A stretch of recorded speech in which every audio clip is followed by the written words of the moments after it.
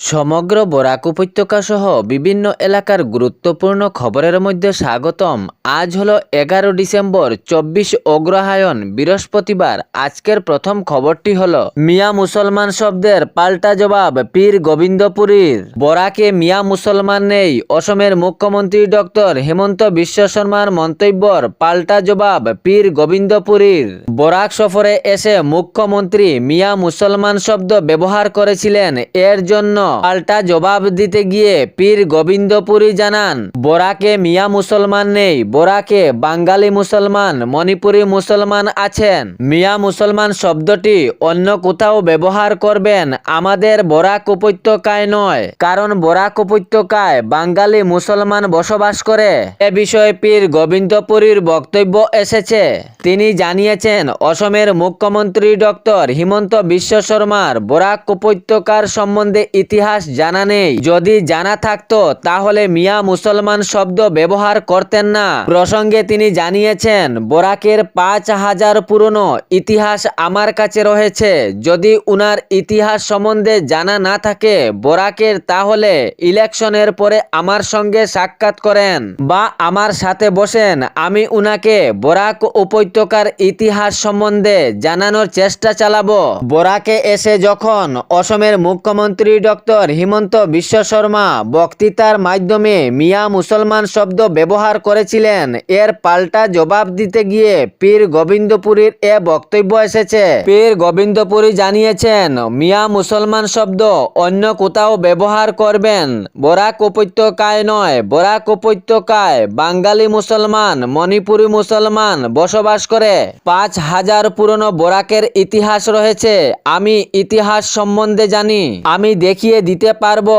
Election পরে সময় থাকলে আমার সাথে বসে আমি বরাকের 5000 পুরনো ইতিহাস আপনাকে দেখিয়ে দিতে পারবো। বরাক উপত্যকায় মিয়া মুসলমান নেই, মুখ্যমন্ত্রীর মন্তব্যের পাল্টা জবাব পীর গোবিন্দপুরীর। এর পরবর্তী খবরটি হলো, আজ থেকে সাইকেল বিতরণ, নবম শ্রেণীর ছাত্রছাত্রীরা পাবেন সাইকেল। ডিব্রুগড়ে অসমের মুখ্যমন্ত্রী ডক্টর হিমন্ত বিশ্ব শর্মা এক আনুষ্ঠানিকভাবে সাইকেল বিতরণ করবেন নবম শ্রেণীর ছাত্রছাত্রী। 3,10,031 শিক্ষার্থী উপকৃত হবেন। নবম শ্রেণীর সাইকেল বিতরণের অনুষ্ঠান ডিব্রুগড়ে অসমের মুখ্যমন্ত্রী ডক্টর হিমন্ত বিশ্ব শর্মা শুরু করবেন আজ। তাহার পর পর্যায়ক্রমে সাইকেল বিতরণের কাজ চলবে। নবম শ্রেণীর ছাত্রছাত্রীরা উপকৃত হবেন। শিক্ষার্থীর সংখ্যা হলো 3,10,031। এর পরবর্তী খবরটি হলো, শিলচরে অটো থেকে হেরোইন উদ্ধার, 2 জনকে গ্রেফতার করেছে পুলিশ প্রশাসন। পুলিশ প্রশাসন গোপন সূত্রের ভিত্তিতে তারাপুর আউটপোস্ট এলাকার কল্যাণী থেকে একটি অটো আটক করে এবং সেই অটোতে তল্লাশি চালায়। তল্লাশির পর 6টি সাবান বাক্স উদ্ধার করে। হেরোইন ভরা সাবান বাক্স পুলিশ প্রশাসন বাজেয়াপ্ত করেছে। 73.8 গ্রাম হেরোইন উদ্ধার করে পুলিশ প্রশাসন, সঙ্গে 2 জনকে আটক করেছে। নেশা পাচারকারে ব্যবহার হওয়া অটোটির নাম্বার AS11 EC 2511। এই নাম্বারের অটোটিও বাজেয়াপ্ত করে পুলিশ প্রশাসন এবং 2 জনকে আটক করতে সক্ষম হন। তবে পুলিশ প্রশাসনের তদন্ত অব্যাহত জারি রয়েছে।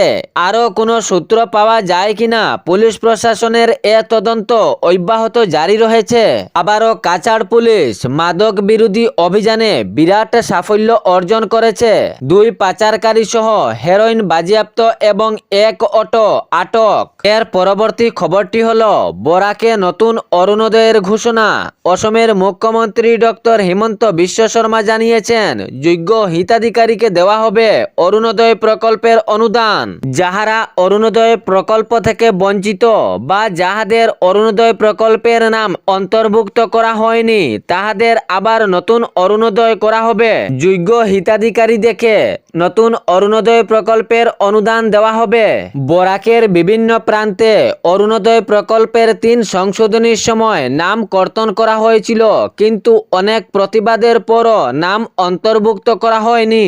অনেক যোগ্য হিতাধিকারী রয়েছেন, এখনো পর্যন্ত অরুণোদয় প্রকল্পের অনুদানে নাম অন্তর্ভুক্ত হয়নি। অনেক অনেক আবেদন নিবেদন, অনেক নথিপত্র জমার পরও অরুণোদয় প্রকল্পের নামে অন্তর্ভুক্ত করা হয়নি উনাদের। অনেক যোগ্য হিতাধিকারী বরাক উপত্যকার বিভিন্ন এলাকায় রয়েছেন, তাহাদের নাম এখনো পর্যন্ত অরুণোদয় প্রকল্পের অন্তর্ভুক্ত করা হয়নি। তবে এ বিষয়ে অসমের মুখ্যমন্ত্রী ডক্টর হিমন্ত বিশ্ব শর্মা জানিয়েছেন, বরাক উপত্যকায় নতুন অরুণোদয় করা হবে এবং যাহারা বঞ্চিত রয়েছেন তাহাদের নাম অন্তর্ভুক্ত করা হবে। ধাপে ধাপে যোগ্য হিতাধিকারী দেখে অরুণোদয় প্রকল্পের নামে অন্তর্ভুক্ত করা হবে বলে তিনি জানিয়েছেন। এর পরবর্তী খবরটি হলো বিমান দুর্ঘটনা। মস্কোর কাছে রুশ সামরিক বাহিনীর একটি কার্গে বিমান বিধ্বস্ত হয়, ইহাতে পাইলট সহ 7 জন নিহত। সূত্রে জানা গিয়েছে বিমানটির ইঞ্জিনের সমস্যা ছিল, তবে উড়ান ভরার আগে এ বিমানটির ইঞ্জিন ভালোভাবে পরীক্ষা নিরীক্ষা করা হয়েছিল। এই বিমানটিতে পাইলট সহ 7 জন যাত্রী উপস্থিত ছিলেন। বিমানবন্দর থেকে টেক অফ করার কিছুক্ষণ পরেই এই বিমানটির দুর্ঘটনা ঘটে। ইভানোভো জেলার বিরান জনশূন্য এলাকায় বিধ্বস্ত হয় এই বিমানটি। জানা গিয়েছে জনশূন্য এলাকায় বিমানটি বিধ্বস্ত হওয়ায় আর কোনো নিহত বা আহতর খবর পাওয়া যায়নি। তবে বিমানে থাকা পাইলট সহ 7 জন নিহত হন। তবে এত পরীক্ষা নিরীক্ষার পর বিমানটি উড়ান ভরেছিল, কিন্তু কেন এরকম হঠাৎ অঘটন ঘটে এ নিয়ে অনুসন্ধান করছে তদন্ত কমিটি। বিমানটি ছিল AN-22 মিলিটারি ট্রান্সপোর্ট এয়ারক্রাফট সিরিজের একটি উড়োজাহাজ। এর পরবর্তী খবরটি হলো কোনো বহিরাগতকে বিক্রি করা যাবে না অসমের মাটি। অসমে 3 প্রজন্মের শনাক্ত না হলে মাটি কেনা বেচা বন্ধ ঘোষণা করলেন অসমের মুখ্যমন্ত্রী ডক্টর হিমন্ত বিশ্ব শর্মা।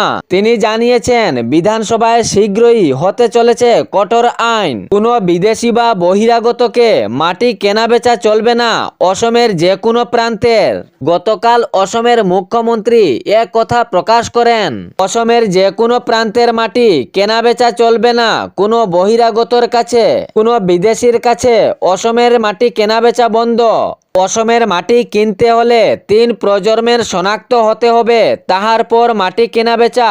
এক কঠোর মন্তব্য মুখ্যমন্ত্রীর। বিধানসভায় শীঘ্রই আইন হতে চলেছে। পরবর্তী খবরটি হলো রাজ্যে নতুন করে 5,04,000 রেশন কার্ডের ঘোষণা। যাহাদের রেশন কার্ড নেই তাহাদের জন্য সুখবর। অসম সরকারের পক্ষ থেকে জানানো হয়েছে, পরিবারে 2-3 জন বাদ থাকলে অন্তর্ভুক্ত করা হবে রেশন কার্ডে। এই সুখবর দিল সরকার। রাজ্যে নতুন করে 5,04,000 রেশন কার্ড যোগ্য হিতাধিকারীর নাম অন্তর্ভুক্ত হবে নতুন রেশন কার্ডে। পুরো রাজ্যে 5,04,000 নতুন রেশন কার্ড। এ ছিল বরাক উপত্যকা সহ বিভিন্ন এলাকার গুরুত্বপূর্ণ খবর। এরকম নিত্য নতুন খবর পাওয়ার জন্য চ্যানেলটি সাবস্ক্রাইব করে রাখবেন এবং ভিডিওটি লাইক করে শেয়ার করতে ভুলবেন না, যাতে সঠিক সংবাদগুলো অন্যজনের কাছে পৌঁছায়। ধন্যবাদ।